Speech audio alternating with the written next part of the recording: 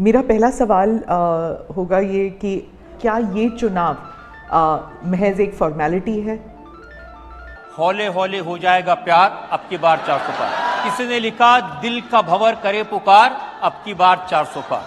तो सर रफ्तार यही रहेगी तो फिर 29 में फिर 450 पार की बात होगी। प्रधानमंत्री जी, क्या आप सिर्फ 24 की तैयारी करके बैठे या 29 की भी करके बैठे? सर देखिए, ये कितनी बड़ी बात है कि चुनाव समाप्त नहीं हुआ और हम आपके अगले टर्म की बात कर रहे हैं। आपने कहा 2047 तक, तो कह रहे हैं मोदी जी ने बड़ा लंबा प्रोग्राम बना दिया, ये तो कहीं जाने वाली नहीं 47 तक। उत्तर से दक्षिण तक, पूरब से पश्चिम तक एक नैरेटिव है मोदी जी, और ये हमारा एनालिसिस है, वो है नरेंद्र मोदी। मोदी एक नैरेटिव है। मैंने देखा हर जगह आप जिम्मेदारी लेकर खड़े हो जाते हैं कि मोदी के नाम पर वोट देना है। वोट तो सिर्फ मोदी जी को जा रहा है क्योंकि मोदी जी की गारंटी है कि भाई आपके नाम पे ही जीत के आना है। और फिर ये भी लिख दिया कि चटनी के बिना ढोकला बेकार, अब की बार फिर से मोदी सरकार। मोदी जी वो कुछ पाकिस्तान से वीडियोस भी आते हैं, वो कह रहे हैं कि मोदी वहाँ भी प्रधानमंत्री बन जाए। कि नतीजों के बाद राहुल होंगे फरार, अब की बार 400 पार। पर लोग भी कहते हैं कि अगर सब इतना आसान है तो इतनी मेहनत क्यों कर रहे हैं आप इतना ट्रैवल कर रहे हैं, दिन में 5, 4, 6 रैली, 4-5 रैली कार्यक्रम, कोई इस प्रदेश में तो कोई दूर दूसरे प्रदेश में। आप निरंतर लगे हुए हैं, हर कोई देख रहा है। तो इस सब में आप फिट कैसे रहते हैं? इतनी ऊर्जा आप कहाँ से लेकर आते हैं? प्रधानमंत्री जी, आप इतनी मेहनत करते हैं, इतना काम करते हैं, आप वाकई थकते क्यों नहीं है? पूछता है Bharat, nation wants to know, आप इतने रिलैक्स्ड कैसे रहते हैं? और क्या इसके लिए ऊपर वाला शक्ति भी और ज्यादा दे देता है क्या? पीएम मोदी को सबसे बड़ी शक्ति एक्चुअली ऊपर वाला नहीं बल्कि ये नीचे वाले चमचे चमचियां देते हैं, क्योंकि सही सवाल पूछ के उनकी सरकार की असलियत दिखाने वाला तो कोई बचा नहीं है। और इसके बजाय इंसान मोदी को भगवान मोदी बना के देश की जनता को दिखाने में आज के न्यूज चैनलों का ज्यादा इंटरेस्ट रहता है।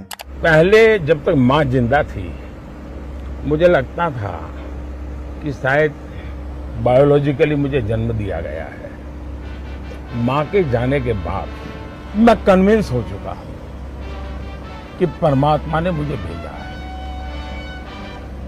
ये ऊर्जा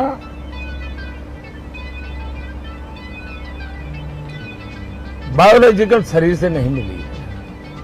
आप भगवान के बीच में हैं और भगवान आपके साथ है। अगर आप उन लॉजिकल और रैशनल लोगों में से हैं जो ये सोच रहे हैं कि कोई इंसान ये कैसे क्लेम कर सकता है कि वो बायोलॉजिकली पैदा नहीं हुआ है, तो ये लीजिए इसका सिंपल आंसर। इसे गॉड गिफ्टेड मेरा सॉफ्टवेयर ही ऐसा शायद बना हुआ है।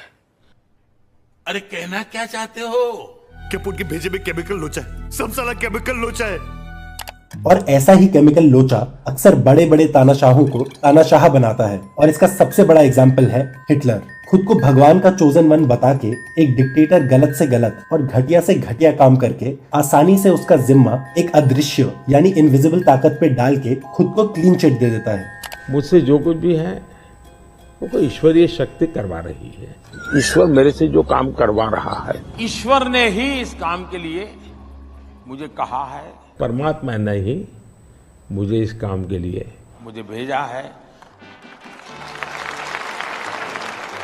परमात्मा ने मेरे लिए किसी पर्पज के लिए भेजा हुआ है। किसी पर्पज के लिए परमात्मा ने मुझे भेजा है, और वो ही मुझसे ये पर्पज की पूर्ति के लिए दिशा भी देता है।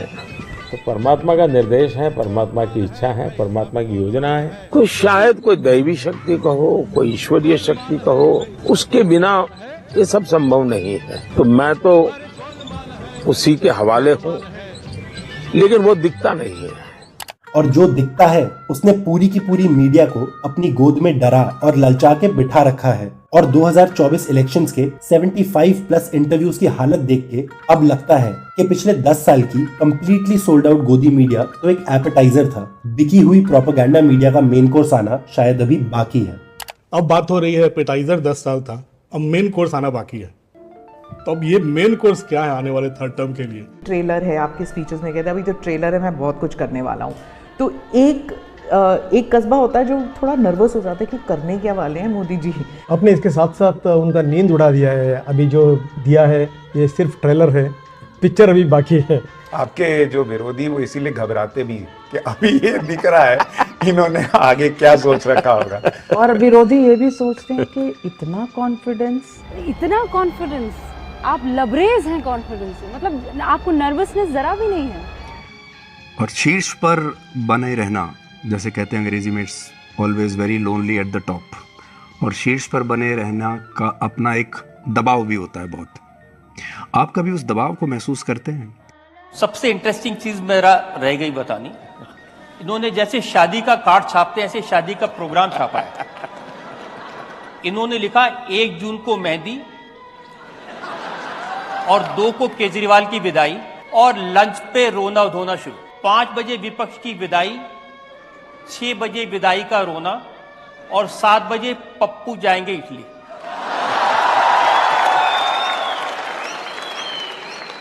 आपके कटाक्ष और आपके वन लाइनर्स याद रहेंगे। प्रधानमंत्री जी, अपनी विरासत आप कैसे पीछे छोड़ना चाहते हैं? तो ये एक सेंस ऑफ प्राइड जो आपने भारतीयों के अंदर भरा, और एक सेंस ऑफ प्राइड आपने हिंदुओं के अंदर भी भरा है। मैं आपको पूरी गंभीरता से और संजीदगी से कह सकती हूँ कि ऐसे ऐसे मुसलमान आगे आते हैं जो आपके लिए जान दे सकते हैं। और एक उनका वाक्य है, ना दूरी है ना खाई है, मोदी हमारा भाई है, बड़ा जोर शोर से ऐसे करते हुए नजर आते हैं। एक पिता का मैं आपको अनुभव बताता हूँ। मेरे सामने किसी व्यक्ति को मैंने ये कहते हुए सुना, अपने बच्चे जिनके बाहर काम कर रहे थे, कि वापस आओ, तुम्हारा वोट यहाँ है, और अगर अपना पितृ ऋण चुकाना चाहते हो तो नरेंद्र मोदी को वोट देके जाओ। Have we come to this situation जहाँ पे पहले होते थे, बोला जाता था कि Indira is India, India is Indira, और अब है मोदी इज भारत, भारत इज मोदी। क्या उस लेवल पर पहुंच गए हैं? ऐसी मीडिया की वजह से हमारा देश एक लेवल पर जरूर पहुंच गया है जहां news is noise and noise is one sided propaganda. Because in 75+ interviews में से एक भी इंटरव्यू में ना तो बीजेपी रूल्ड मणिपुर में 1 साल से चल रही सिविल वॉर पे कोई सवाल पूछा गया, न ही लद्दाख में महीनों से चल रहे मोदी गवर्नमेंट के अगेंस्ट प्रोटेस्ट पे कोई सवाल पूछा गया, और ना ओलंपिक रेसलर्स की बीजेपी एमपी ब्रिजभूषण के खिलाफ सीरियस एलिगेशंस पे कोई सवाल पूछा गया, ना ही मोदी गवर्नमेंट की फाइनेंस मिनिस्टर के इकोनॉमिस्ट हस्बैंड के इलेक्टोरल बॉन्ड्स को दुनिया का सबसे बड़ा घोटाला कहने पर कोई सवाल पूछा गया। अगर आपके मालिक आपको अनुमति दें तो आप जरूर पूछिए। और मोदी के 10 साल पहले के यानी 2014 में किए वादों पे भी कोई सवाल नहीं पूछा गया। जैसे कहा गया, स्विस अकाउंट्स में पड़ा लाखों करोड़ रुपए काला धन जो वापस लाने का वादा किया गया था। कहा गया रुपये की वैल्यू ना गिरने का वादा और पेट्रोल डीजल के दाम आधे करने का वादा, किसानों की इनकम डबल करने का वादा। मैं 2014 का चुनाव इसी मुद्दे पर लड़के आया हूँ। देश की जनता ने इसी काम के लिए मुझे बिठाया है। यहाँ तक कि 2011 के बाद कोई सेंसस ना करा पाने का failure, winter session of parliament से 140+ एमपीज को डिस्क्वालीफाई करने वाली तानाशाही, बीजेपी लीडर्स के open threats to Indian Muslims, हमारे सेक्युलर देश को हिंदू राष्ट्र बनाने का बीजेपी आरएसएस का घिनौना खेल, जिसके तहत पूरे देश को धर्म के आधार पर पिछले 10 साल से बुरी तरह बांटा जा रहा है। आपने सवाल पूछा होता तो मुझे अच्छा लगता, लेकिन आप लोगों ने नहीं पूछा। और ऐसे हेटफुल और डिवाइसिव एनवायरनमेंट से हो रही दुनिया में भारत की बेइज्जती, ये सब मुद्दे गोदी मीडिया के लिए मोदी के तारीफों के पुल बांधने से ज्यादा इंपॉर्टेंट थोड़ी ना थे। इसलिए ये लोग अब मीडिया के खिलाफ एजेंडा चला रहे हैं, पत्रकारों को चमचे चमचियां बताया जा रहा है। मोदी और बीजेपी की इमेज पे एक छोटा सा भी दाग ना लग जाए, चाहे बाकी देश भाड़ में जाए वाली फिलॉसफी पे चलने वाले आज के न्यूज चैनल्स को जाते जाते पीएम मोदी ने भी याद दिला दिया कि देश के लोगों से जुड़ा कोई भी गंभीर और इम्पोर्टेंट सवाल पूछना आज के मोदी के न्यू इंडिया में एक जुर्म है। बहुत बहुत धन्यवाद प्रधानमंत्री जी, आपने समय निकाला, आपने हमें इतना समय दिया और इतनी बेबाक तरीके से आपने सभी सवालों का जवाब दिया। प्रधानमंत्री जी, अंत में यही कहूंगा कि आप मास्टर कम्युनिकेटर बिल्कुल हैं। मेरे साथी भी ये मानेंगे कि बहुत सॉलिड इंटरव्यू था, मतलब जितने भी मुश्किल सवाल हो सकते थे आपसे पूछे गए। आपने किसी ये ही मेरा आप लोगों से शिकायत है, ये मुश्किल शब्द आपका नहीं है। एक इकोसिस्टम ने आप लोगों को डरा करके रखा हुआ है और आप लोग बुज़दिल की तरह डरे हुए हो, उनके एजेंडा सेट के लिए सवाल लेके घूम रहे हो। आपको बुरा लगेगा, मैं सच कहता हूँ, आप सब लोग दबाव में जी रहे हो। आप लोग बहुत प्रेशर में रहते हैं। ये एक इकोसिस्टम ने इतना प्रेशर बना दिया है कि आपको भी उनके दबाव में, उनकी भाषा में सवाल पूछने पड़ते हैं। और उसके कारण देश के लिए जो जरूरी सवाल होते हैं वो आपके भी छूट जाते हैं। ये इकोसिस्टम ने इतना दबाव पैदा कर दिया है कि आपको भी उसी लाइन पे जीना पड़ता है। तो मैं तो चिंतित हूँ कि देश के मीडिया को भी न्यूट्रल रहना कितना मुश्किल हो जाएगा, और या तो उनकी भाषा बोलो या तो घर चले जाओ। Bro didn't even hesitate.